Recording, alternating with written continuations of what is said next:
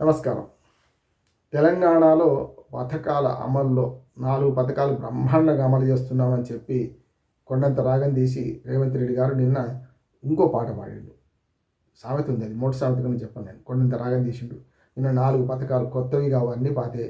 Ration కార్డుల నిరంతరం ప్రక్రియ, అట్లాగే రైతు బంధు రైతు భరోసాగా మార్చిన క్రమంలో అది కొత్త పథకం ఏం కాదు.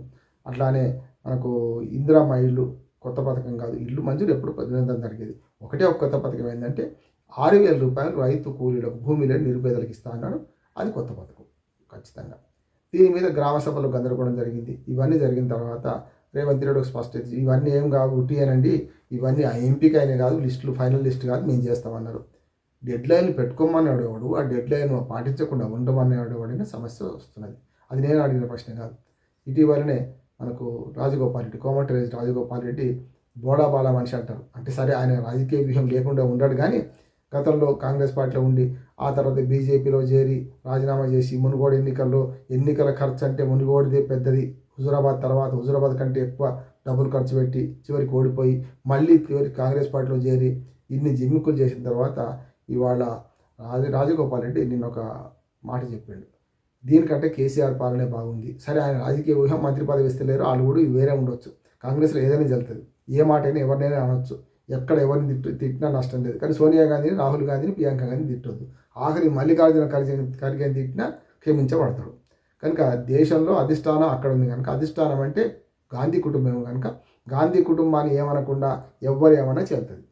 కనుక రాజగోపాల్ రెడ్డి గారి విమర్శలు రెండా ఉన్నాయి. ఒకటేమో వాస్తవం మాట్లాడిండు, రెండోది వాస్తవం మాట్లాడడానికి రాజకీయ కారణాలు ఏంటంటే తన అన్నకు మంత్రి పదవి ఇచ్చిండు, తనకు ఇవ్వలేదు. మరి ఒకటే కుటుంబంలో ఇద్దరికి రెడ్లకే మంత్రి పదవి ఇస్తే ఇప్పటికే సగం మంది రెడ్లు ఉన్నారు ఇందులో మంత్రివర్గంలో, మిగతా సగం మంది వాళ్ళు ఉన్నారు, బీసీలు, ఎస్సీ, ఎస్టీలు మిగతా సగం మంది ఉన్నారు. మరి సగంలో ఇంకొక 6 పోస్టులలో ఇంకొక 4 రెడ్లు ఇచ్చింది అనుకోండి, సగం కంటే ఎక్కువ వీళ్ళే అవుతారు. అది అన్నాదములకు కూడా ఒకే పదవులు ఇవ్వాలనే సమస్య ఉన్నది. అది వాళ్ళకి బాగోతాం, మనకు సంబంధం లేదు. కానీ ఆయన అన్న మాటల్లో వాస్తవం ఉన్నది ఏంటంటే, గ్రామాలకు పోతే మాత్రం చాలా గందరగోళంగా ఉంది. గ్రామ సభలో గందరగోళం జరిగింది. ఇంకా ఈ అంబిగ్విటీ ఇంకా మెయింటైన్ అవుతుంది. ఈ అసందిగ్ధత అంటే ఏదైతే దేనికి ఏ పథకానికి ఎవడు అర్హుడు, ఎట్లా అర్హత చేస్తున్నారు, ఏ రకంగా డబ్బులు ఇస్తున్నారని అసలు వాళ్ళు ఫస్ట్ 100 రోజుల పెట్టుకోవడమే తప్పు. 100 రోజులు టార్గెట్ పోయింది. ఆ తర్వాత పార్లమెంట్ ఎన్నికలు వచ్చినాయి. రైతు బంధు ఇప్పుడు తీసుకుంటే 5,000, మేము వచ్చినాక తీసుకుంటే 7,500 అన్నారు. అది పోయి ఆఖరికి 5,000కి పరిమితం చేసిండ్రు. అది పోయి ఇప్పుడు 15,000 ఇస్తాను రైతు బంధు, వాడు బిచ్చం వేసుడు ఏంటి, మేము తీసుకునేది మా కేసీఆర్ 10,000 ఇస్తున్నాడు, మేము 15,000 ఇస్తాం కదా, ఆయన 3 పంటలకు ఇవ్వాలి, 2 పంటలకి ఏం చేస్తాడు, 3 పంటలకు ఇవ్వాలని అన్నారు రేవంత్ రెడ్డి. ఇప్పుడు ఏమంటున్నాడు, మాకు వెసులుబాటు లేదు కనుక అది 15,000 ఇస్తామన్నది వాస్తవమే, కానీ 6,000 చొప్పున ఇస్తా అంటున్నాడు. ఇప్పటికి 2 విడతలు డబ్బులు ఎగ్గొట్టిండ్రు. 2 విడతలు కలిపిస్తారా, లేకుంటే ఒకే విడతది 6,000 ఇస్తారా? రైతు కూలీలను ఎట్లా ఎంపిక చేస్తారు, భూమిలో నిరుపేదలను ఎట్లా ఎంపిక చేస్తారు, అసలు ఇండ్ల మన ఇందిరమ్మ ఇండ్ల సంగతి ఏంటిది? అసలు భూమి లేకుండా దిక్కు లేకుండా ఉన్నవాడికి మొదలు ఇల్లు చేస్తావా, ఇల్లు భూమి ఉన్నవాడికి 5 లక్షలు ఇస్తావా? ఇవన్నీ చాలా గందరగోళాలు ఉన్నాయి. ఈ గందరగోళాల మధ్యన ఏమైందంటే పంచాయతీల కాల పరిమితి పోయిన సంవత్సరం అయిపోయింది. వాటి నుంచి నిన్నటి నుంచి మున్సిపాలిటీ కాలపరిమితి కూడా అయిపోయింది. మధ్యన ఎంపీటీసీ, జడ్పీటీసీల కాలపరిమితి అయిపోయింది. ఊళ్ళల్లో తిరిగే కాంగ్రెస్ కార్యకర్తలు తిరగలేని పరిస్థితి వచ్చింది. వాళ్ళు ఏం చెబుదాం అనుకున్నా ఇప్పటిదాకా ఓట్లు వేయించింది వాళ్ళే. 2,000 పెన్షన్ 4,000 చేస్తా అంటది, 2,500 రూపాయలు మహిళలకు ఉచితంగా ఇస్తా అంటది, బస్సు ప్రయాణం ఇస్తుంది మంచిగానే ఉన్నది, కానీ మరి ఏదైతే నిరుద్యోగ వృత్తి ఇస్తా అంటది. ఇవన్నీ ఏమైనా ప్రజలు అడుగుతున్నారు. కళ్యాణ లక్ష్మి 1,00,000 రూపాయలు, వాళ్ళు 1,00,000 రూపాయలు బిచ్చమేయడమైంది. మేము తులం బంగారం, ఆయన మేనమామ అయితే అంతకంటే పెద్ద మేనమామను, నేను వేలు విడిచిన మేనమామను నేను 80,000 రూపాయలు అయినా సరే అప్పటికి 70,000 ఉండే బంగారం, 1 తులం బంగారం ఇస్తాను. ఇవన్నీ ఏమైనాయి? మంచిగా అయింది. ప్రజలకి ఏంటంటే ఆశపడ్డారు, ఆశాభంగం అయింది. ఇప్పుడు అనుభవానికి వస్తే తత్వం బోధపడ్డట్టు రేవంత్ రెడ్డి ఒక్కొక్క షరతులు వర్తిస్తాయని, వడ్లకు 500 బోనస్ పోయి సన్నబడ్లకి, ఇవాళ రైతు భరోసా అన్ని భూములకు కాదు, వ్యవసాయ యోగ్యమైన భూములకి, వ్యవసాయ యోగ్యమైన భూములలో కూడా రకరకాల వర్గీకరణ చేసి 2 పంటలు పోయింది, 3 పంటలు పోయింది, ఒకే పంటకు ఒకే విడత, ఇవన్నీ ఓటెను కొట్టి షరతులు వర్తిస్తాయని వస్తుంది. ఈ విషయంలో ప్రజల్లో వ్యతిరేకత వచ్చింది. పెద్ద ఎత్తున గ్రామ సభలో గొడవ అవుతుంది. వాళ్ళు గమనించకపోయినా ఇప్పుడు ఏమీ లేదనుకొని పిల్లి కళ్ళు మూసుకొని పాలు తాగుతా అంటే పిల్లిని ఏమో కొట్టకుండా ఊరుకుంటాడా? చూసేవాడు ఓడతాడు కదా. ఇదే అట్లే జరుగుతున్నది. రాష్ట్రంలో ఈ పథకాల అమల్లో చాలా గందరగోళాలు జరుగుతున్నాయి. ఇందులో ఇప్పటికీ స్పష్టత ఏమీ లేదు. 6 వేస్తారా, 12 వేస్తారా రైతు భరోసా, ఈ మనకు రైతు కూలీని ఎంపిక చేసే విధానం కానీ మొత్తం ఈ అన్నిట్లలో గందరగోళం జరుగుతున్నది. ఇప్పటికైనా గమనించి అధికారులు ఇక్కడ ఏమైంది బలయ్యే వాళ్ళు అధికారులు అవుతున్నారు. పూర్తిగా అధికారులు పోతే ఊళ్ళకి పోతే కొట్టేంత పరిస్థితి. వాళ్ళు ఏం సమాధానం చెప్పుకోలేరు. ఎందుకంటే ఉద్యోగులు కదా ప్రభుత్వం చెప్పినట్టు వినాలి. విధి విధానాలు కూడా ప్రభుత్వం చేసిన విధి విధానాలు కూడా గైడ్లైన్స్ ఓ రకంగా ఇస్తున్నారు. నోటి మాటగా ఇంకో గైడ్లైన్ చెప్తున్నారు. ఇవాళ సోల్డ్ అవుట్ అనే దాని మీద భూములు అమ్ముకునే వాళ్ళ పేర్లు మార్చేయండి, కొత్తగా కొనుక్కునే వాడి పేరు మార్చేయమంటున్నారు. అధికారులు బాధ్యులు అవుతారు కదా. రేపు పొద్దున మొటేషన్ అనేది ఒక పద్ధతి ఉంటుంది. రేపు 6వ చట్టం మళ్ళీ కొత్తగా తీస్తున్నారు.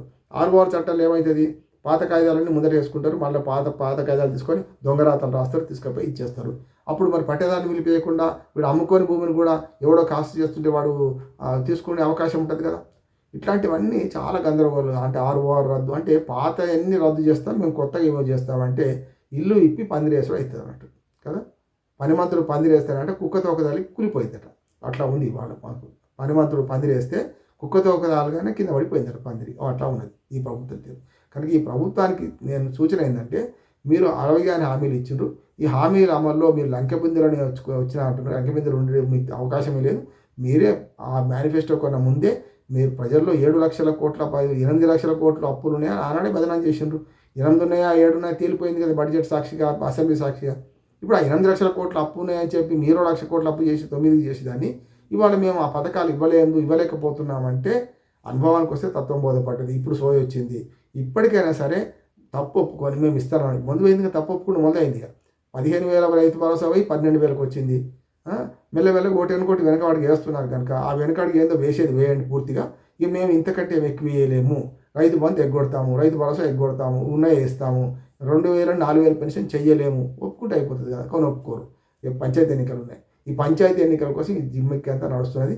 పంచాయతీ నుంచి మొదలుకొని మూడు అంచెల పంచాయతీరాజ్ వ్యవస్థలో సర్పంచులకు, వార్డు మెంబర్లకు, ఎంపీటీసీలకు, జడ్పీటీసీలకు, ఎంపీపీ అధ్యక్షులకు, జడ్పీ చైర్మన్లకు, చైర్పర్సన్లకు ఎన్నికలు జరగబోతున్నాయి కనుక ఈ ఎన్నికలు గట్టెక్కిన తర్వాత కొందరు అనుమానిస్తున్నట్టుగా ఈ పథకాలన్నీ రైతు భరోసా బంద్ అవుతుంది, ఈ 2,000 పెన్షన్ అయితే ఇప్పుడు మొదలై ఇచ్చులేదు, 2,000 పెంచింది లేదు కనుక ఇందిరామ్మ ఇల్లు అని కూడా అరచేతిలో స్వర్గం చూపెట్టి, ఎందుకంటే కాంగ్రెస్ గుర్తే చేయి, అరచేతిలో స్వర్గం చూపెట్టి మరి మోచేతితో నాకు ఇస్తున్నారు అంటున్నారు. మరి మోచేతి మరి నోటికి అందకపోతే ఏం చేస్తారు ప్రజలు అంటే కరువు కాల్చి వాత పెడతారు.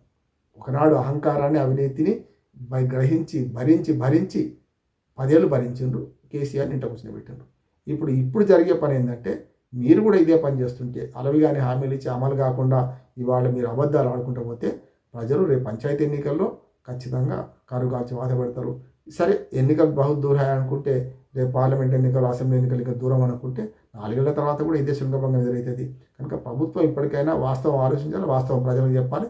తప్పు ఒప్పైంది మాకు క్షమించండి, మేము తప్పుడు హామీలు ఇచ్చినాం, ఇవి అమలు కావాలి అంగీకరిస్తే కనీసం అట్టైన పాశ్చాత్తాపం ప్రకటించాలని క్షమిస్తారని నేను అనుకుంటున్నాను. నమస్కారం.